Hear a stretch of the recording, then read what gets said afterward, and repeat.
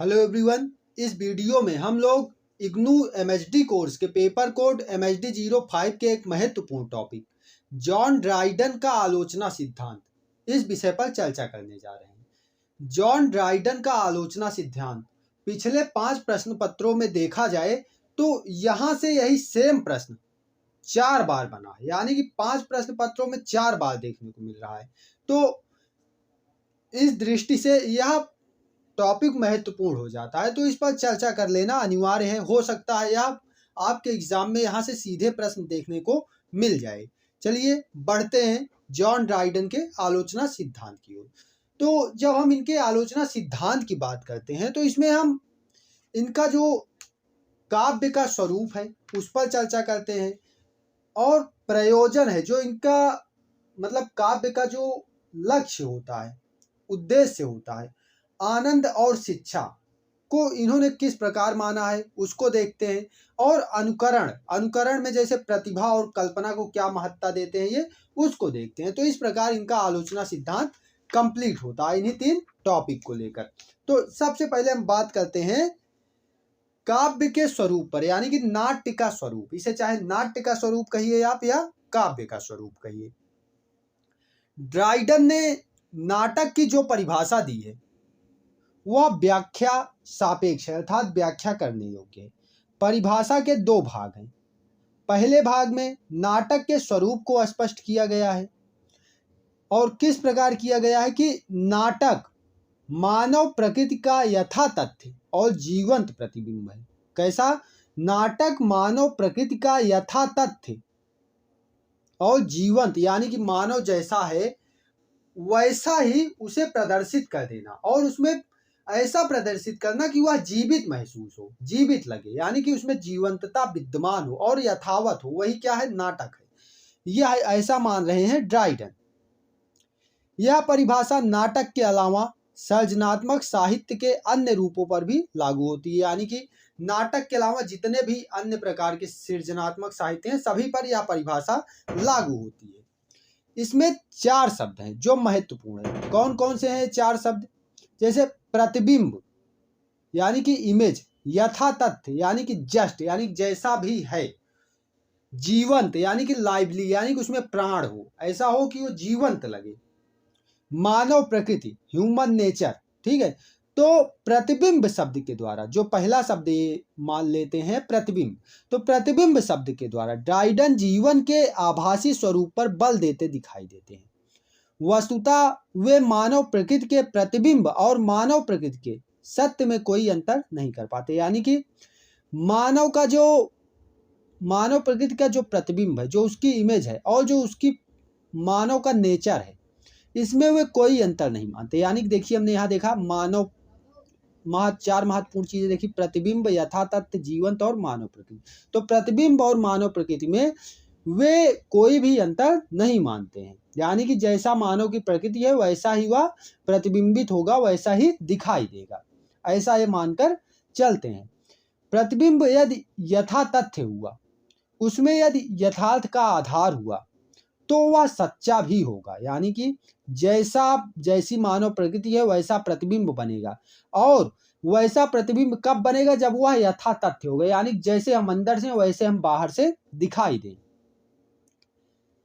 किंतु इस प्रतिबिंब में मात्र यथा तथ्यता ही ना हो, जीवंतता भी हो, यानी कि यथा तथ्य हो, मानव का नेचर और प्रतिबिंब एक तरह हो, यानी कि मानव का नेचर जैसा वैसा प्रतिबिंबित हो। और वैसा कब प्रतिबिंबित होगा? जब वो यथा तथ्य होगा, यानी कि जब हम अंदर से जैसे हैं वैसे ही बाहर से भी दिखाई दे। ऐसा ही काव्य होना चाहिए और इतना होने के साथ ही उसमें जीवंतता भी होनी चाहिए कि काव्य जीता जागता लगे। ठीक है, जीवंतता के लिए प्रतिभा या कल्पना की आवश्यकता होगी, यानी कि जीवंतता तभी आएगी जब कवि के अंदर, जो साहित्यकार है उसके अंदर प्रतिभा होगी और उसके अंदर कल्पना करने की शक्ति होगी। मानव प्रकृति का यथा तथ्य विवरण कोई मनोवैज्ञानिक भी दे सकता है, यानी कि मानव प्रकृति का यथा तथ्य विवरण कोई भी मनोवैज्ञानिक दे सकता है, किंतु वह ना तो जीवंत होगा ना प्रतिबिंब होगा। जीवंत और प्रतिबिंब कब होगा? जब वो एक प्रतिभाशाली और कल्पनाशील व्यक्ति के द्वारा अर्थात रचनाकार के द्वारा रचा जाएगा। इसी प्रकार यह भी संभव है कि कोई प्रतिबिंब जीवंत तो हो पर यथा तथ्य ना हो, यानी कि वो जीवंत हो लेकिन वो वैसा ना हो जैसा है, जैसे हम अंदर से हैं वैसे बाहर ना दिख रहे हो, यानी कि यथा तथ्य स्थिति ना हो। इसी प्रकार इसके विपरीत मानव प्रकृति का यथा तथ्य प्रतिबिंब जीवंत होने के बजाय निर्जीव भी हो सकता है, यानी कि यथा तथ्य प्रतिबिंब जो है वो जीवंत होने के बजाय निर्जीव भी हो सकता है यदि ये सभी विशेषताएं एक साथ नाटक या सृजनात्मक साहित्य में ही मिल सकती हैं, ज्ञान के अन्य रूपों में नहीं। मतलब प्रतिबिंब, यथा तथ्य, जीवंत और मानव प्रकृति, ये चारों चीजें कहाँ मिलेंगी? सिर्फ सृजनात्मक साहित्य में मिलेंगी, नाटक में, काव्य में, ठीक है, कविता में, निबंध में, इन सब चीजों में मिलेगी, कहानियों में। तो नाटक की प्रतिबद्धता मानव प्रकृति के प्रति है, उसमें मानव प्रकृति का अनुकरण या चित्रण रहता है, और मानव प्रकृति कोई स्थिर या जड़ नहीं है, यानी कि मानव की जो प्रकृति है, ह्यूमन नेचर जो है वो स्थिर नहीं, ह्यूमन का जो नेचर है वो बदलता रहता है, यह सतत परिवर्तनशील है। मानव प्रकृति के निर्धारक तत्व हैं भाव यानी कि पैशन, और मनोदशा यानी कि ह्यूमर्स, यानी कि यही चीजें निर्धारित करती हैं कि जो ह्यूमन है उसका नेचर कैसा होगा। मनोदशाओं का संबंध बुद्धि से है और भावों का हृदय से। मनोदशा यानी कि ह्यूमर्स का संबंध बुद्धि से है और पैशन का संबंध हृदय से है। और पैशन और ह्यूमर जब मिलते हैं तो मानव प्रकृति की बौद्धिक और संवेदनात्मक प्रतिक्रिया का अर्थ व्यक्त करते हैं। किसका? बौद्धिक और संवेदनात्मक प्रतिक्रिया का अर्थ। ऐतिहासिक विकास क्रम में जैसे जैसे हमारे ज्ञान का विस्तार होता गया वैसे वैसे हमारे भाव में संश्लिष्टता और जटिलता बढ़ती गई। अतः साहित्य किन्हीं पूर्व निर्धारित नियमों को शाश्वत मानकर नहीं चल सकता, यानी कि जो साहित्य है वो शास्त्रों में लिखी बातों को मानकर एकदम उस पर तटस्थ रहकर नहीं चल सकता, यानी कि उसे लेकर पूरी तरह से नहीं चल सकता। साहित्य की मूल प्रतिबद्धता इस सतत परिवर्तनशील मानव प्रकृति के प्रति है। इसलिए देश काल के भेद के अनुसार साहित्य के स्वरूप में भी कुछ न कुछ परिवर्तन अवश्य संभावी है। अतः ड्राइडन की मान्यता है कि नए साहित्य के मूल्यांकन में पुराने निष्कर्ष ज्यों के त्यों उपयोगी नहीं हो सकते, उनमें नई परिस्थितियों के अनुरूप संशोधन और परिवर्तन जरूरी है। इसके लिए जरूरी होगा कि या तो हम परंपरागत शास्त्र की नवीन व्याख्या करें, या फिर दूसरा विकल्प यह हो सकता है कि हम पुराने शास्त्र की में आवश्यकता अनुसार नया जोड़ते चले, यानी कि जो पुराना शास्त्र कह रहा है कि आलोचना इस प्रकार करनी चाहिए, रचना इस प्रकार करनी चाहिए, या तो अब तत्कालीन परिस्थिति में उस शास्त्र को परिवर्तित किया जाए, या फिर जो नए नियम आ रहे हैं उसको उसमें जोड़ते हुए हम चले और आगे बढ़ते हैं। तो हम देखते हैं कि नाटक या साहित्य की वास्तविक नियामक, यानी कि जो नाटक है उसका वास्तविक नियामक निर्धारक कौन है? मानव की प्रकृति है, शास्त्र नहीं है।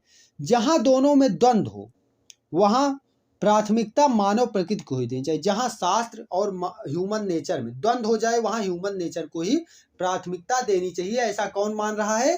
जॉन ड्राइडन ऐसा मान रहे हैं। यही आपको अपनी उत्तर पुस्तिका में एकदम ऐसे ही लिखना है। अगर आप ऐसे नहीं रट पाते हैं तो अपने हिसाब से भी अपनी लैंग्वेज में भी लिख सकते हैं।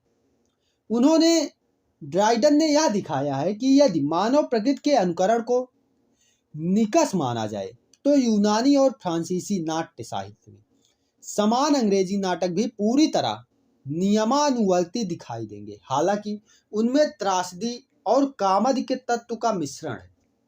रंगमंच पर ऐसे दृश्यों को दिखाया गया है जिन्हें यूनानी, रोमी अथवा फ्रांसीसी नाट्य साहित्य में सूच्य की श्रेणी के अंतर्गत रखा जाता है।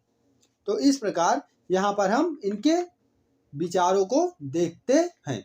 अब आगे बढ़ते हैं जब हम, तो इनकी जो आनंद और शिक्षा संबंधी इनका प्रयोजन है उस पर बात करते हैं। यानी कि परिभाषा के दूसरे भाग में, यानी कि जब आलोचना सिद्धांत कर रहे हैं तो इसके दूसरे भाग में जब हम देखते हैं कि नाटक या काव्य के प्रयोजन को स्पष्ट किया गया है, उसमें मानव जात के आनंद और शिक्षा के लिए उसके भावों, मनोदशाओं और भाग्य के उतार चढ़ाव का चित्रण किया जाता है। परिभाषा के इस अंश के आधार पर नाटक साहित्य का उद्देश्य है। क्या उद्देश्य है? आनंद और शिक्षा। यानी कि जो काव्य है उसका क्या उद्देश्य है? आनंद देना और शिक्षा देना। पहले स्थान पर आनंद और फिर दूसरे स्थान पर शिक्षा, ऐसा जॉन ड्राइडन मानते हैं। जॉन ड्राइडन का मानना है कि काव्य का प्रथम उद्देश्य आनंद प्रदान करना और दूसरा उद्देश्य शिक्षा प्रदान करना है। प्लेटो ने काव्य में शिक्षा को महत्व दिया था और ड्राइडन किसको दे रहे हैं? आनंद को प्राथमिकता दे रहे हैं। अरस्तु ने आनंद को, होरेस ने आनंद और शिक्षा दोनों को, लॉन्जाइनस ने भावोद्रेक को, यानी कि जो भाव उपज रहे हैं उसको। ड्राइडन ने लिखा, कविता का प्रमुख उद्देश्य है आनंद, भले ही वह एकमात्र उद्देश्य ना हो। शिक्षा को स्वीकार तो किया जा सकता है लेकिन दूसरे स्थान पर, क्योंकि कविता आनंद प्रदान करने की प्रक्रिया में ही शिक्षा देती है। यानी कि वह सीधे सीधे शिक्षा नहीं देती, वह आनंद प्रदान करते हुए व्यक्ति को शिक्षित करती चलती है। इस तथ्य को उन्होंने बार बार रेखांकित किया है कि कवि का कार्य निश्चय ही अपने श्रोताओं को आनंद प्रदान करना है। पुनः लोगों को आनंद प्रदान करना कवि का उद्देश्य होना चाहिए, क्योंकि नाटक उनके आनंद के लिए ही रचे जाते हैं। उन्होंने आनंद को कवि के उद्देश्य के साथ और शिक्षा को कविता के उद्देश्य के साथ, आनंद कवि का उद्देश्य है, शिक्षा कविता का उद्देश्य है, के साथ संबद्ध किया, यानी कि जोड़ दिया। कवि का मुख्य उद्देश्य है आनंद प्रदान करना। उसकी तत्कालिक प्रतिष्ठा इसी पर निर्भर करती है, वो तत्कालिक रूप से कितना प्रतिष्ठित होगा, कितना फेमस होगा, या इसी पर निर्भर करता है कि वह कितना आनंद प्रदान कर पा रहा है। कविता का महान उद्देश्य है शिक्षा, जो आनंद को उस शिक्षा का माध्यम बनने से संपन्न होता है। क्योंकि कविता एक कला है और सभी कलाएं किसी ना किसी तरह का लाभ पहुंचाने के लिए। जो लोग शिक्षा को काव्य का एकमात्र उद्देश्य मानते हैं वे भी यह मानेंगे कि इस साधन के बिना शिक्षा शुष्क और नीरस दर्शन का रूप ग्रहण कर लेगी। यानी कि अगर आनंद नहीं है तो शिक्षा कैसी हो जाएगी? नीरस हो जाएगी, शुष्क हो जाएगी। यदि यह मान लिया जाए कि कवि का मुख्य उद्देश्य अपने श्रोताओं या पाठकों को आनंद प्रदान करना है, तो इससे यह संकेत मिलता है कि हर युग के लोगों की जैसी प्रवृत्ति हो, जैसा फैशन हो, कवि वैसा ही लिखे। किंतु ड्राइडन इस मान्यता को पूरा समर्थन नहीं देते। कारण क्या है?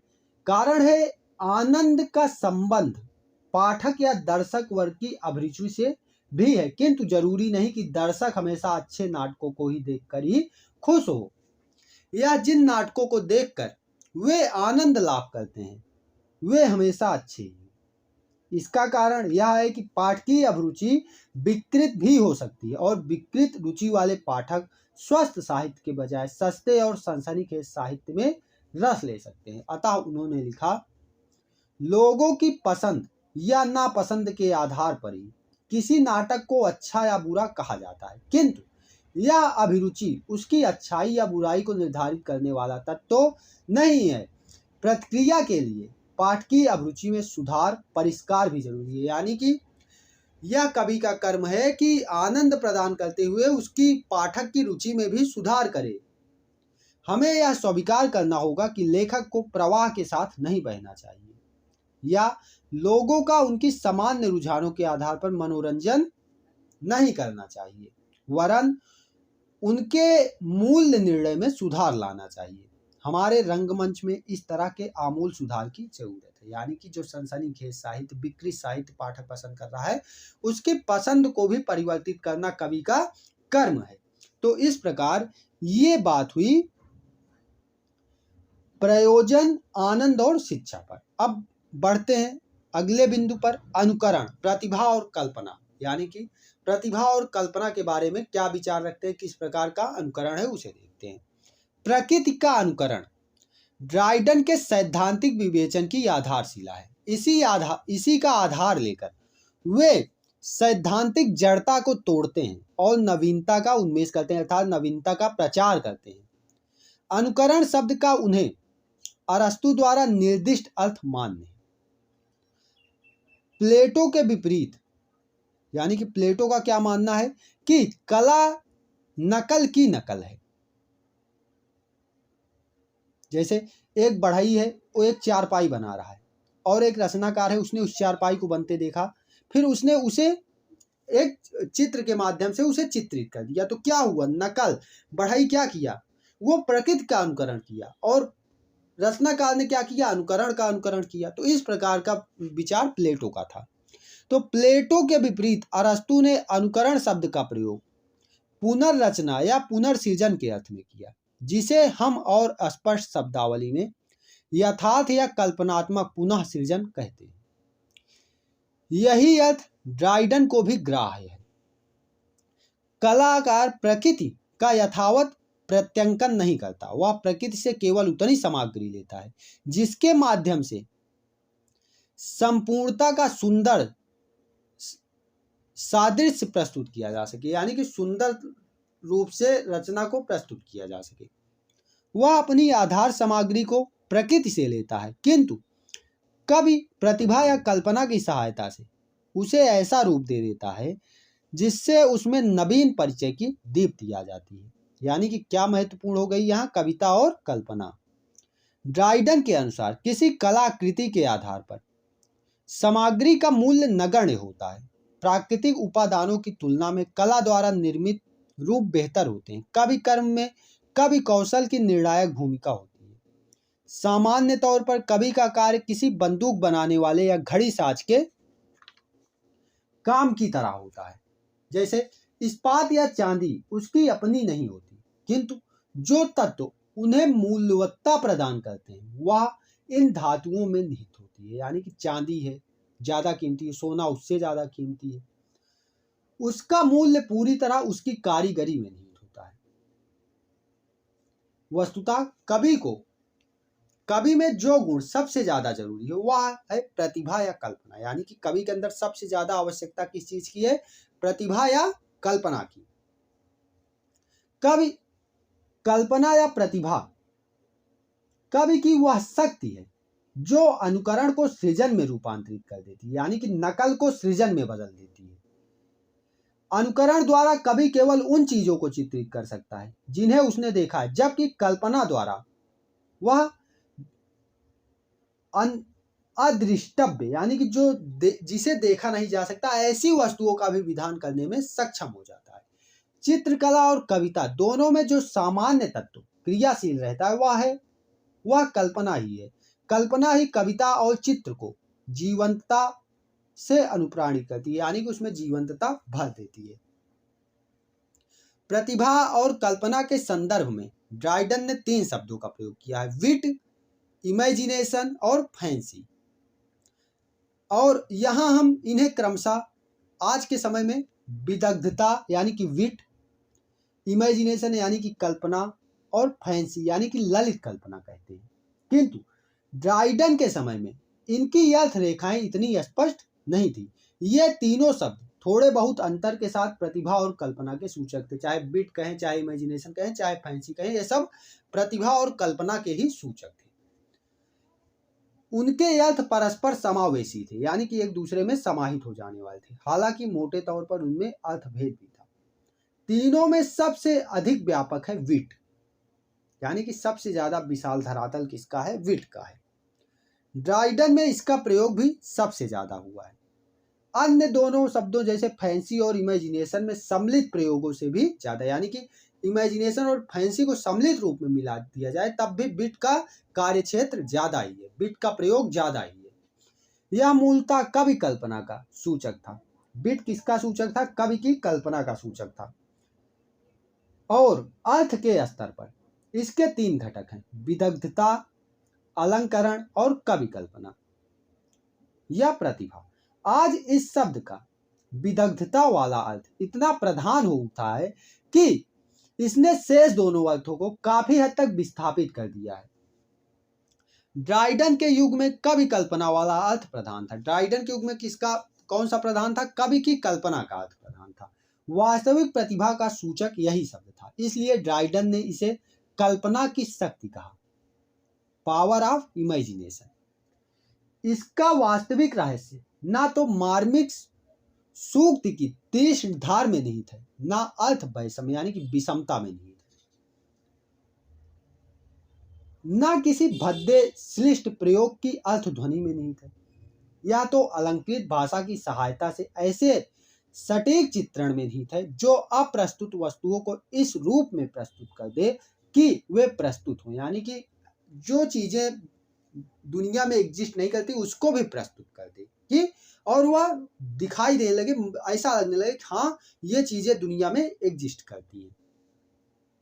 और आगे बढ़ते हैं तो ड्राइडन के अनुसार कल्पना पर अंकुश रखना भी बहुत जरूरी है, क्योंकि कवि में कल्पना इतनी उद्धृत और उच्छृंखल सकती है कि भारी भरकम शिकारी कुत्ते की तरह यदि उसे जंजीर में बांधकर नियंत्रण में ना रखा जाए तो वह विवेक और सीमाओं को अतिक्रांत कर सकती है। ड्राइडन ने बार बार कवि की इस दोहरी प्रतिभा पर जोर दिया जिसमें विवेक कल्पना को नियंत्रण में रखता है। कौन कल्पना को नियंत्रण में रख रहा है? जो कवि का, रचनाकार का विवेक है। ड्राइडन के काव्य चिंतन की यह एक महत्वपूर्ण अवधारणा है।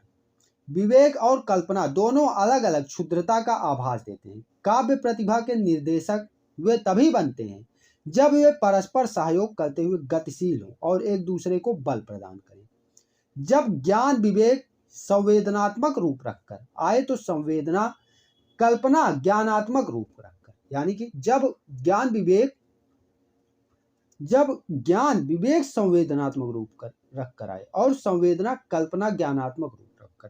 दूसरे शब्दों में सच्ची प्रतिभा विवेक और कल्पना के उचित संतुलन पर निर्भर है, यानी कि प्रतिभा किस पर निर्भर करती? विवेक और कल्पना के उचित संतुलन पर, यानी कल्पना और विवेक का संतुलन होगा तभी प्रतिभा का विकास होगा।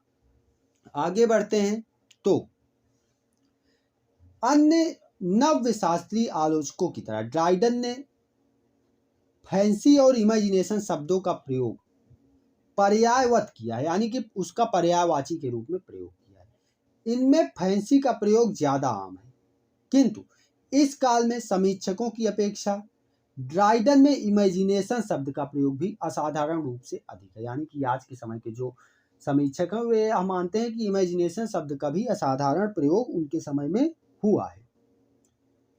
इतना हुआ है कि फैंसी के 50% से भी अधिक। आगे बढ़ते हैं तो कल्पना के संदर्भ में ड्राइडन ने बुद्धि तत्व पर काफी जोर दिया है, क्योंकि संरचना निर्मित में मुख्य भूमिका इसी की रहती है। विवेक को अपने आंतरिक स्रोतों के अलावा अन्य ज्ञान स्रोतों की भी जरूरत पड़ती है। विशाल प्रतिभा, प्रौढ़ विवेक और तीव्र स्मरण शक्ति के साथ साथ आज कला और विज्ञान, विशेष रूप से नैतिक दर्शन, गणित, भूगोल और इतिहास की जानकारी भी मिल गई है। वस्तुतः ज्ञान विज्ञान का कोई ऐसा क्षेत्र नहीं है जिसका संबंध साहित्य से ना हो। विवेक के परिष्कार के लिए अंतर विषयक जानकारी वांछनीय है, यानी कि आवश्यक है। इसी जानकारी के आधार पर युग चेतना उत्तरोत्तर परिष्कृत होती, विकसित होती चली गई है। विवेक को पर्याप्त महत्व देने के बावजूद ड्राइडन कवि प्रतिभा को ईश्वर प्रदत्त ही मानते हैं, यानी कि ड्राइडन का मानना है कि जो कवि की प्रतिभा है वह ईश्वर द्वारा प्रदान की गई है। कवि के लिए नितांत वांछनीय, आवश्यक होने के बावजूद, वांछनीय का मतलब आवश्यक, इसे कैसे प्राप्त करें इस बारे में ना तो कोई नियम है ना निर्धारित किया जा सकता है, यानी कि प्रतिभा को कैसे प्राप्त किया जाए। जैसे कुछ लोग पूछते हैं कवि कैसे बने, तो जब आपके अंदर प्रतिभा होगी तभी आप कवि बन पाएंगे, ऐसा ड्राइडन का मानना है। यानी कि कवि तभी बन सकते हैं जब प्रतिभा होगी, इसे प्राप्त करने का कोई नियम नहीं और ना ही निर्धारित किया जा सकता है। उचित प्रतिभा प्रकृति का वरदान है, यानी कि नेचर गिवन है, यह ग्रहों के प्रभाव पर निर्भर करती है, ऐसा ड्राइडन मानकर चलते हैं। ऐसा प्रकृति विज्ञानी भी कहते हैं कि यह ईश्वरीय वरदान है, और ऐसा धर्मत्वज्ञ भी मानते हैं, यानी कि जो धर्म के ज्ञाता है वह भी यही मानते हैं कि प्रतिभा जो है ईश्वर प्रदत्त है।